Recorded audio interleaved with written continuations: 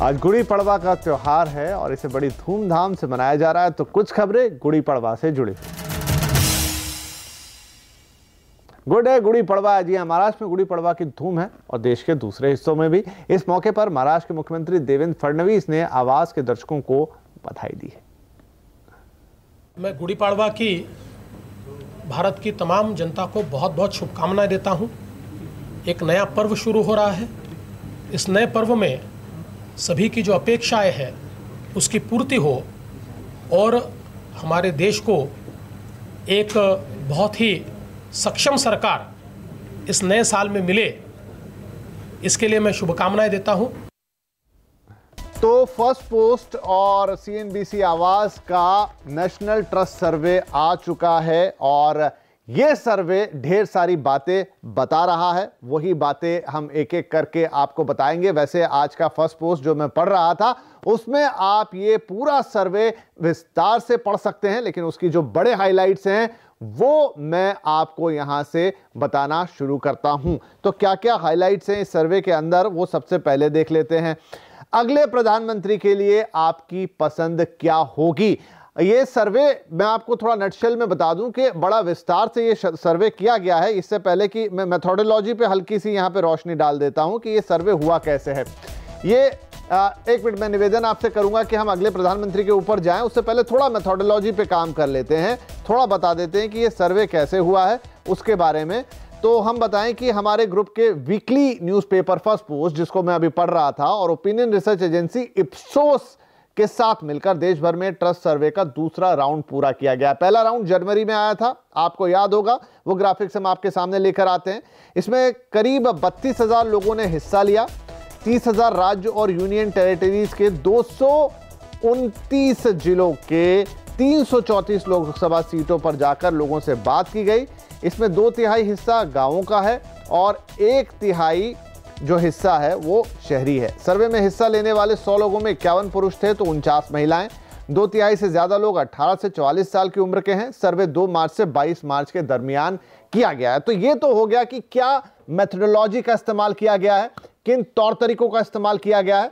अब सर्वे में जो अहम चीजें हैं, हाइलाइट्स पे सबसे पहले आते हैं, जो मैं आपके सामने पहले ले आए थे कि अगले प्रधानमंत्री के लिए लोगों की पसंद क्या है। अब देखिए किस तरीके का लोगों ने यहां पर भरोसा जताया। हम आपको फिर बता दें कि ट्रस्ट सर्वे, ये कोई वोट वाला सर्वे या किसकी जीत या किसकी हार वाला सर्वे नहीं है। कौन किस पर कितना भरोसा कर रहा है। तो प्रधानमंत्री मोदी पर जो भरोसा है लोगों का और जो लोगों की पसंद है एज ए प्राइम मिनिस्टर, इस समय 63% से ज्यादा लोगों को मोदी पसंद है। जनवरी में यह आंकड़ा 52 के आसपास था। राहुल गांधी की जहां तक बात आती है 26 पे थे पहले, अब घट के थोड़े से नीचे आ गए हैं। किस नेता पर लोगों का सबसे ज्यादा भरोसा है एज ए नेता? प्रधानमंत्री की बात होगी, लेकिन नेता के तौर पर तो देखिए जनवरी में 67% पर थे, 67% पे थे मोदी, अब आ गए हैं 71 पर। राहुल गांधी जो कि 49 पर थे, 49 पर थे, अब खिसक के पीछे चले गए हैं 43 पर। यानी कि भरोसे के तौर पर मोदी पर लोगों का भरोसा यहां पर ज्यादा बड़ा है। किस नेता पर लोगों का सबसे ज्यादा? अब पीएम मोदी 2014 के मुकाबले क्या आज ज्यादा पॉपुलर हैं? ये हमने सवाल पूछा तो 66% लोग कह रहे हैं जी हां, ज्यादा पॉपुलर हैं पहले के मुकाबले, जबकि 15% ही ऐसे हैं जो कह रहे हैं कि नहीं है। इसके अलावा बीजेपी वोटरों का पार्टी के प्रति झुकाव के जो 5 बड़े कारण है, देखिए ये बड़ा अहम है, आप ध्यान से देखिए। नंबर 1 पर कारण है जो अभी का है, अप्रैल का है, वो है क्योंकि मोदी पीएम कैंडिडेट हैं। यानी अब प्रधानमंत्री मोदी जो एज ए कैंडिडेट हैं वो सबसे ऊपर आ गया, जो कारण पहले नंबर 2 पे हुआ करता था। बीजेपी के लिए बड़ा परिवर्तन आया। नंबर 4 का कारण था पहले जनवरी में कि बीजेपी गरीबों के लिए काम करती है, गरीबों की पार्टी है, अब ये नंबर 2 पर आ गया। यानी वो ये बात लोगों के मन में डालने में कामयाब हुई है पार्टी के लिए, वो गरीबों के लिए काम कर रही है। देश की आर्थिक तरक्की जो सबसे पहला नंबर 1 जो इशू था जनवरी में, वो नंबर 3 पे खिसका है। नंबर 4 पे क्या है वो भी देख लेते हैं। और नंबर 4 पर है कि पार्टी की विचारधारा पहले नंबर 3 पे थी, अब 4 पर आ गई है। और आखिरी बिंदु है कि प्रधानमंत्री मोदी का कोई विकल्प नहीं, ये पहले भी नंबर 5 पे था, अब भी नंबर 5 पे, लेकिन लोगों का सबसे ज्यादा फोकस इस बात पर है कि प्रधानमंत्री मोदी ही दोबारा पीएम कैंडिडेट होंगे बीजेपी के। अब ये कि बीच में बड़ी घटनाएं घटी हैं और उन घटनाओं का क्या असर पड़ा, उससे पहले कामकाज पे आएंगे बाद में अभी, लेकिन पुलवामा और बालाकोट एयर स्ट्राइक जैसी हाल की घटनाओं के बाद लोगों का विश्वास बीजेपी सरकार के लिए कितना बढ़ा या घटा है। देखिए, ये कुछ ऐसी घटनाएं हैं जिसने हाल फिलहाल में बहुत परिवर्तन लेकर आया है। तो मोदी सरकार ने पाकिस्तान से ताजा संकट को जिस तरीके से निपटाया, लोग मानते हैं 63% की जिम्मेदारी भरा था वो कदम। जो भी आपने किया, एयर स्ट्राइक किए, तमाम चीजें हुई भारत पाकिस्तान के बीच में, 63% लोग मानते हैं जिम्मेदारी के साथ था। हड़बड़ी में लिया गया कदम, ये मानने वाले 24% ही हैं। इसके बाद क्या जैश के आतंकवादी कैंप पर भारत के एक्शन से लोग सहमत हैं? 86% लोग मानते हैं कि जी हां, भारत सरकार ने ठीक किया, बालाकोट स्ट्राइक करके ठीक किया। देश की सुरक्षा और देश की अस्मिता पहले। 86% लोगों ने सरकार के पक्ष में अपना भरोसा जताया। 5% मानते हैं कि यह ठीक नहीं था। पुलवामा हमले का जवाब देने के पीछे मोदी सरकार का मकसद क्या था? यह सवाल बार बार उठा कि भाई क्या ये चुनावी फायदे के लिए किया गया है, क्या ये अपने फायदे के लिए किया गया है? लेकिन जो लोगों का कहना है, जो लोगों का भरोसा है, वो कहना है ये राष्ट्रहित में है। 68% लोग मानते हैं कि ये जो कदम उठाया गया वो राष्ट्रहित में उठाया गया, जबकि 20% मानते हैं कि ये राजनीतिक हित के लिए था या मोदी की व्यक्तिगत छवि के लिए था। ऐसा मानने वाले 12% लोग हैं। अब ये तो बात हो गई मोदी की और सरकार की और तमाम बीजेपी की और इसकी उसकी, लेकिन क्या विपक्ष के लिए, खासकर कांग्रेस के लिए सर्वे में कुछ है? खराब संदेश है, अच्छा संदेश है, क्या है? तो जी हां, शायद ऐसा लगता है कि बहुत अच्छा संदेश नहीं है, क्योंकि अगर हम राज्यवार ये देखें, जैसा हमने आपको बताया कि 31 राज्यों में सर्वे किया गया है, उसमें से 20 राज्यों में मुद्दों से निपटने की काबिलियत के मामले में या तो लोग मोदी को पसंद कर रहे हैं या बीजेपी को पसंद कर रहे हैं। तो इसका मतलब यह हुआ कि 30 में से 20 राज्य ऐसे हैं जो मोदी के पक्ष में जा रहे हैं या बीजेपी के पक्ष में जा रहे हैं। अब विडंबना ये मान लीजिए कि इसमें छत्तीसगढ़ भी शामिल है, राजस्थान भी शामिल है, मध्य प्रदेश भी शामिल है। ये वो राज्य हैं जहां पर कांग्रेस अपनी सरकार बना चुकी है, यानी लोगों ने अपना वोट कांग्रेस को दिया। लेकिन जब बात मुद्दों से निपटने की आती है या केंद्र में कौन बैठेगा उसकी आती है, तो लोगों का भरोसा बीजेपी की तरफ ज्यादा जा रहा है। तो ये बहुत अच्छी बात शायद कांग्रेस के लिए नहीं है। अब कांग्रेस खुद कितने राज्यों में है? इस समय 3 राज्यों में सरकार है, पंजाब, मेघालय, मिजोरम। उन 3 राज्यों के अलावा जहां पर हम बात कर रहे हैं, ये वो राज्य हैं पंजाब, मेघालय, मिजोरम, जहां पर मेजॉरिटी ऑफ पीपुल भरोसे के तौर पे कांग्रेस की तरफ देख रहे हैं। पंजाब बड़ा राज्य है, लेकिन मेघालय और मिजोरम माना जाएगा कि भरोसे के लिहाज से, जो लोगों की पॉपुलेशन के लिहाज से बड़ा छोटा ये सेगमेंट हो जाता है।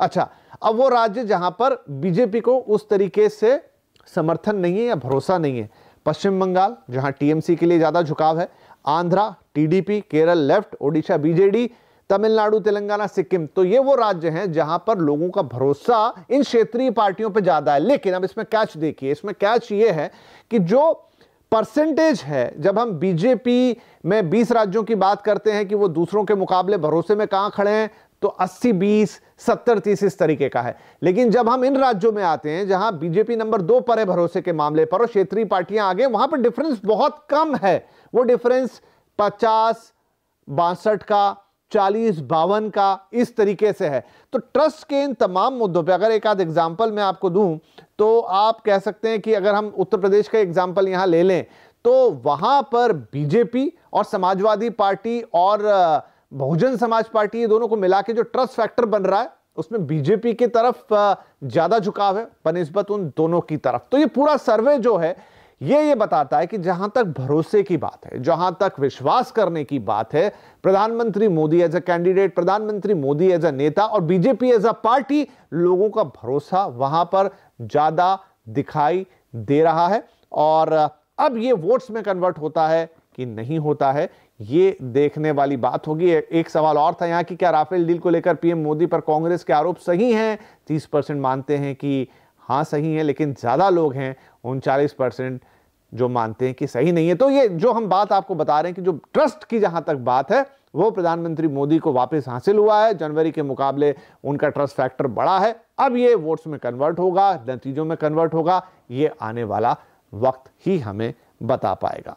लेकिन ये बड़ा सर्वे है और आप इसे और डिटेल में जानना चाहते हैं तो आवाज पे भी दिन भर ये विशेष कार्यक्रम इस पर रहेंगे, लेकिन फर्स्ट पोस्ट के आज के एडिशन में आप इसे विस्तार से पढ़ सकते हैं।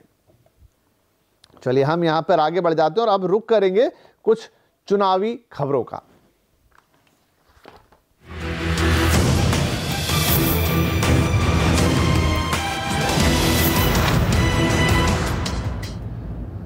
भारतीय जनता पार्टी के बागी सांसद शत्रुघ्न सिन्हा आज औपचारिक रूप से कांग्रेस में शामिल हो सकते हैं। पिछले महीने 28 मार्च को उन्होंने कांग्रेस अध्यक्ष राहुल गांधी से मुलाकात भी की थी। पिछले दिनों कांग्रेस प्रवक्ता शक्ति सिंह गोहिल ने एक ट्वीट कर बताया था कि शत्रुघ्न सिन्हा 6 अप्रैल की औपचारिक रूप से कांग्रेस में शामिल होंगे। माना जा रहा है कि शत्रुघ्न सिन्हा पटना साहिब सीट से चुनाव लड़ सकते हैं। वे पहले से ही कहते रहे हैं कि सिचुएशन जो भी हो, लोकेशन वही होगा। बीजेपी ने इस बार उन्हें टिकट न देकर इस सीट से केंद्रीय मंत्री रविशंकर प्रसाद को उतारा है। वाईएसआर कांग्रेस के मुखिया जगनमोहन रेड्डी ने शुक्रवार को कह दिया है कि अभी तक जिस तरह कांग्रेस पार्टी ने उनके साथ बर्ताव किया है उसके लिए उन्होंने कांग्रेस को माफ कर दिया है। जगनमोहन रेड्डी ने साफ कहा है कि वो बीजेपी या कांग्रेस के किसी के साथ भी जाने को तैयार हैं। हमारे सहयोगी चैनल CNN News 18 से एक्सक्लूसिव बातचीत में रेड्डी ने कहा कि जो भी पार्टी आंध्र प्रदेश को स्पेशल स्टेटस का दर्जा देगी वो उसका साथ देंगे। I'd be very candid to say that I don't have any vengeance or any grievance against anybody. I believe in God and I do read Bible every day and I have a lot of faith in God. And I strongly believe that vengeance is not mine. It is for God to decide. And I have forgiven them in my heart. As far as I'm concerned, my state is priority. As far as I am concerned, special category status is priority. पूरे देश में चुनावी पारा चढ़ता जा रहा है। सभी पार्टियों ने प्रचार के लिए पूरी ताकत झोंक रखी है। बीजेपी की तरफ से पीएम नरेंद्र मोदी और पार्टी अध्यक्ष अमित शाह ताबड़तोड़ रैलियां कर रहे हैं। वहीं कांग्रेस की तरफ से राहुल गांधी भी लगातार रैलियां करते जा रहे हैं। आज अलग अलग पार्टियों के दिग्गज नेताओं की 1 दर्जन से ज्यादा रैलियां होने वाली हैं। तो आज कौन कहां रैली कर रहा है, जानने के लिए हम बात करेंगे अपने संवाददाता असीम मनचंदा से। असीम, आज ढेर सारी प्लानिंग है रैलियों की, दिन भर अलग अलग जगहों पर दिग्गज नेताओं के रैलियों के प्लान है। क्या डिटेल्स हैं आपके पास, कौन कहां क्या बोलने वाला है? विपिन, देखिए पहले चरण के अब चुनाव को कुछ ही दिन बचे हैं। 5 दिन बाद जो है पहले चरण का चुनाव हो जाएगा। ठीक उससे पहले जो सारी पॉलिटिकल पार्टियां हैं वो अब रैलियों को, पब्लिक को जो है लुभाने में जुट गई हैं और बहुत सारी रैलियों का शेड्यूल जो है उन्होंने तय किया है। खुद प्रधानमंत्री नरेंद्र मोदी जो है आज 3 रैली जो है वो कर रहे हैं। एक वो सुबह सुंदरगढ़ में, उड़ीसा के सुंदरगढ़ में रैली जो है कर चुके हैं। 2 रैली जो है आज वो सोनेपुर और नांदेड़ में जो है वो करेंगे। वहीं जो अमित शाह हैं उनकी भी आज 2 रैलियाँ हैं। खासतौर पर अहमदाबाद में उनकी एक रैली है जो 5:30 बजे है। उसके बाद से एक अहमदाबाद में एक और रैली है जो 9:15 बजे के आसपास है। तो ये बीजेपी का शेड्यूल है। उसके बाद राहुल गांधी भी रैलियां करने में पीछे जो है वो नहीं रहना चाहते हैं। उन्होंने भी आज 3 रैलियां जो है वो शेड्यूल की हैं। पहली रैली उनकी श्रीनगर में है, उसके बाद वो उत्तर प्रदेश में आ जाएंगे, यहाँ अल्मोड़ा में रैली करेंगे, फिर हरिद्वार में रैली करेंगे। उत्तर प्रदेश के सीएम जो आदित्यनाथ योगी हैं वो भी इस रैलियों के शेड्यूल में जो है शामिल हो गए हैं। उड़ीसा में आज वो 2 रैलियों को संबोधित जो है वो करेंगे। प्रियंका गांधी भी इसमें पीछे नहीं है। प्रियंका गांधी आज फतेहपुर में एक रोड शो जो है वो करेंगी। कल उन्होंने गाजियाबाद में भी एक रोड शो जो है वो किया था। ममता बनर्जी जो है आज 2 रैलियों को संबोधित जो पश्चिम बंगाल के अंदर ही करने जा रही हैं। और खासतौर पर मायावती जो कि उत्तर प्रदेश में अपना बेस जो है वो देख रही हैं, वो भी आज हरिद्वार और नैनीताल में 2 रैलियां जो है वो करने जा रही हैं। तो कुल मिलाकर के एक पूरा आज ऐसा तक कहने को सैटरडे है, लेकिन पॉलिटिकल पार्टियों के लिए एक पूरा बड़ा दिन है अपने कैंपेन करने के लिए, अपने वोटर्स के पास पहुंचने के लिए। तो एक रैलियों के जरिए उनको संबोधित करने की तैयारी जो है इन सबकी तरफ से चल रही है। जी, आज सैटरडे है, छुट्टी का दिन है, गुड़ी पड़वा का भी दिन है, तो शायद नेताओं ने इसे एक अच्छा मौका माना है। चैती नवरात्रि की भी शुरुआत है और आज लोगों के पास तकरीबन ज़्यादा फुर्सत रहेगी आम दिनों के मुकाबले, इसलिए आज रैलियों की संख्या भी ज़्यादा। बहुत शुक्रिया असीम इस पूरे अपडेट जानकारी के लिए। तो वोटिंग की तारीख नजदीक आते ही नेताओं की रैलियां तो बढ़ ही रही हैं, साथ ही सोशल मीडिया पर राजनीतिक दलों के बीच टकरार भी तेज हो गई है। सोशल मीडिया का राजनीतिक दल कैसे इस्तेमाल कर रहे हैं, देखिए ये रिपोर्ट। सोशल मीडिया इस बार चुनावी माहौल बनाने में एक बड़ा रोल निभा रही है। इसकी अपनी वजह है, लेकिन यहाँ जरा सी चूक किसी भी राजनीतिक दल पर भारी पड़ सकती है। ऐसे में बीजेपी, कांग्रेस सहित दूसरे दलों ने अपनी औपचारिक सोशल मीडिया फौज बना रखी है, जो फेसबुक, ट्विटर, व्हाट्सएप पर 24 घंटे मुस्तैद रहती है। स्ट्रक्चर बड़ा कॉम्प्लिकेटेड है। सिमिलरली आप देखें, कोई व्हाट्सएप में कोई चीज़ वायरल हो रही है, 87,000 से ज़्यादा व्हाट्सएप जो ग्रुप्स हैं वो सिर्फ पॉलिटिकल कैंपेन के लिए आज की डेट में यूज हो रहे हैं। राजनीतिक दल सोशल मीडिया पर जंग के लिए ट्विटर, फेसबुक और व्हाट्सएप जैसे प्लेटफॉर्म का इस्तेमाल कर रहे हैं। चुनाव के ऐलान के साथ ही पार्टियों के सोशल मीडिया टीम में 6 से 8 गुना तक बढ़ोतरी हो गई है। वहीं पार्टियों ने सोशल मीडिया के लिए औपचारिक और अनौपचारिक बजट भी बनाए हैं। बजट का एक बड़ा हिस्सा चुनाव के आखिरी चरण के दौरान खर्च किया जाएगा। साइबर लॉ एक्सपर्ट्स के मुताबिक पार्टियां सोशल मीडिया वॉर में नियमों का जमकर उल्लंघन कर रही हैं। यह आचार संहिता का भी उल्लंघन है। जब चुनाव आयोग चिट्ठी लिखने पर या छोटी छोटी चीज़ों पर जब नोटिस जारी कर रहा है, इस तरीके से आप ऑर्गेनाइज तरीके से जब चुनाव को प्रभावित करने की कोशिश करते हैं, वो गलत है। जहां बीजेपी ने गूगल को विज्ञापन के लिए पिछले 1 महीने के भीतर 1 करोड़ 21 लाख रुपए दिए हैं, वहीं कांग्रेस ने महज 54,000 रुपए खर्च किए हैं। जबकि आंध्र प्रदेश की YSR कांग्रेस ने भी 1 करोड़ 4 लाख रुपए विज्ञापन पर खर्च किए हैं। कुल मिलाकर फेसबुक को राजनीतिक दलों से फरवरी तक 6.5 करोड़ रुपए से ज्यादा की कमाई हुई है। सोशल मीडिया एक ऐसी दोधारी तलवार है जहां हुई छोटी सी भी चूक को पॉलिटिकल ब्लंडर बनते देर नहीं लगती है। यही वजह है कि राजनीतिक पार्टियां अपने आधिकारिक सोशल मीडिया हैंडल का इस्तेमाल तर्कों और विचारों के जरिए लड़ाई लड़ने के लिए करती हैं। वहीं उनकी अघोषित फौज यानी कि ट्रोल आर्मी फेक न्यूज़ और फेक कंटेंट के जरिए इन्हीं विचारों को आगे प्रोपेगेंडा वार बनाती हैं। आलोक प्रियदर्शी, CNBC आवाज़, दिल्ली।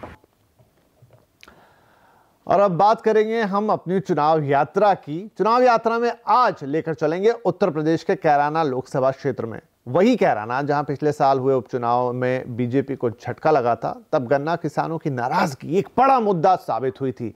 इस बार क्या हाल है, बता रहे हैं लक्ष्मण रॉय।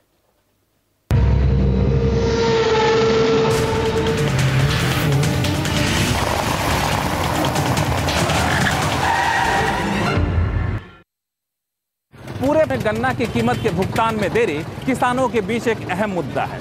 लेकिन सबसे चौंकाने वाली बात यह है, हमारे पीछे जो आप चीनी मिल देख रहे हैं वो भी इससे अछूती नहीं है। ये चीनी मिल इस वजह से खास है क्योंकि ये प्रदेश के गन्ना मंत्री के खुद के कस्बे में बसी हुई चीनी मिल है और यहाँ भी किसान गन्ना के भुगतान के लिए तरसते रहते हैं।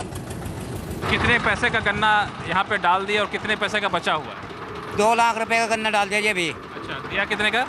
एक पर्ची दीजिए। एक पर्ची दी 13,000 की जी।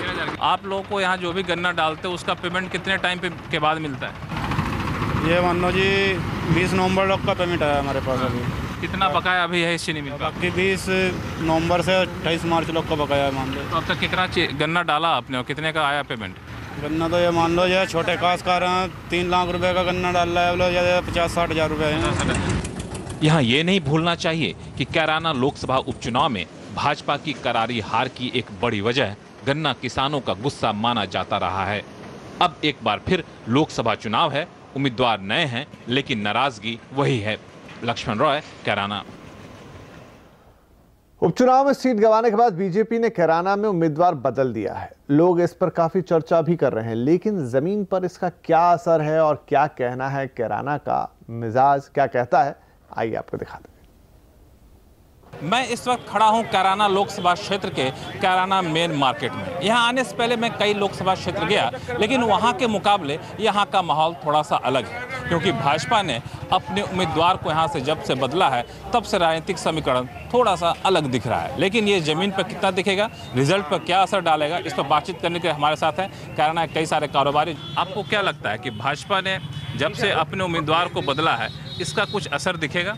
इससे जरूर फर्क पड़ेगा। जो भाजपा ने अपना प्रत्याशी बदला है, यहाँ पर बाबू गम सिंह जी की बहुत अच्छी छवि है और मरकांका जी पहले चुनाव लड़ी भी हैं और उन्हें बहुत सहानुभूति मिली थी पहले भी, और उनका टिकट कटने से कहीं ना कहीं भाजपा को जरूर नुकसान होगा। भाजपा को नुकसान क्या इतना ज़्यादा हो जाएगा कि वो चुनाव भी हार जाएगी? ये तो नहीं कह सकते, लेकिन ये जरूर यहाँ जो महागठबंधन है, समाजवादी पार्टी है और जो है बहुजन समाजवादी पार्टी है और जो है कांग्रेस है, हम नहीं समझते वो यहाँ से सीट निकालेंगे। यहाँ पे भाजपा की सरकार जब से आई पिछले 5 साल में, तो कैराना में क्या किसी तरह का बदलाव आपने देखा है? नहीं, बदलाव तो है। पहले थोड़ा ये था एक भय, थोड़ा दहशत, वो नहीं है। कारोबार व्यापारी अच्छा खुल के अपने मन से काम कर रहा है। एक बड़ा मुद्दा उठा था यहाँ कैराना में पलायन का। आपको लगता है कि यहाँ पे अब जाके पलायन रुका है? नहीं जी, पलायन यहाँ है और न था। क्या था? न पहले पलायन था और न अब है। न पहले पलायन था न अब है। आपको कुछ बदलाव दिख रहा है 5 साल में? बदलाव तो है। बदलाव है? किस तरह का बदलाव? बीजेपी ने ये सीट खो दी। बीजेपी ने सीट खो दी, क्यों? 99% कैंडिडेट के बदलने से। कैंडिडेट बदलने से बीजेपी ने सीट खो दी है। 30% मुस्लिम इस कैंडिडेट से जुड़ा हुआ था और वो अब खोया गया, अब वो हट गया। तो आपके हिसाब से वहाँ गठबंधन का उम्मीदवार ज़्यादा दावेदार है। आप यहाँ पे सिनेमा हॉल भी चलाते थे, बंद कर दिए थे और फिर ये चालू हो गया है, आपको क्या माहौल बदलता दिख रहा है? हम बतला रहे हैं आपसे, हमारा यहाँ जो गुंडागर्दी हुई समाजवादी पार्टी की अखिलेश सरकार में, अच्छा इतनी गुंडागर्दी, आधा परिवार तो हमारे चला गया बाहर। और हम जो थाने में जाते थे रिपोर्ट करने के लिए, कोतवाल कहता था बड़े थाने में जाइए। बड़ा थाना कौन सा है? इनका चौधरी नाइट दर्शन का। उम्मीदवार बदलने से यहाँ पे थोड़ा सा मामला बिगड़ जरूर गया है। Laxman Roy, Kairana. Agusta Westland deal मामले में ईडी की ओर से दाखिल सप्लीमेंट्री चार्जशीट पर पटियाला हाउस कोर्ट में आज सुनवाई होनी है। दरअसल गुरुवार को चार्जशीट में एनफोर्समेंट डायरेक्टोरेट ने बड़ा खुलासा कर अहमद पटेल और फैमिली का जिक्र किया था। ईडी ने अपनी चार्जशीट में कहा था कि पूछताछ में क्रिश्चियन मिशेल ने एपी का मतलब अहमद पटेल और FAM का मतलब फैमिली बताया था। मिशेल ने चिट्ठी में पूर्व PM मनमोहन सिंह पर दबाव की बात कही थी। ईडी ने कहा था कि चिट्ठी से खुलासा हुआ है कि पूर्व PM पर बड़े नेताओं का दबाव था। इधर ईडी के खुलासे के बाद बिचौलिए क्रिश्चियन मिशेल के वकील ने पटियाला हाउस कोर्ट का दरवाजा खटखटाया है। मिशेल के वकील ने पटियाला हाउस कोर्ट में अर्जी दायर कर ईडी पर चार्जशीट को मीडिया में लीक करने का आरोप लगाया है। लक्ष्मी विलास बैंक के बोर्ड ने इंडिया बुल्स हाउसिंग फाइनेंस के साथ विलय को मंजूरी दे दी है। विलय के बाद लक्ष्मी विलास बैंक के 100 शेयरों के बदले इंडिया बुल्स हाउसिंग फाइनेंस के 14 शेयर मिलेंगे। बैंक का कहना है कि विलय से रिटेल सेगमेंट में ग्रोथ बढ़ाने में मदद मिलेगी। आपको बता दें कि मर्जर को पूरा होने के लिए रिजर्व बैंक और बाकी रेगुलेटरी